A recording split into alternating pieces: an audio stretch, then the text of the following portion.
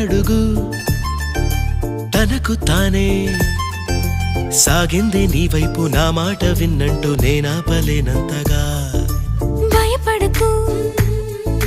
అది నిజమే వస్తోంది ఈ మార్పు నీ కోటి చిందుని నాట్యాలుగా మార్చగా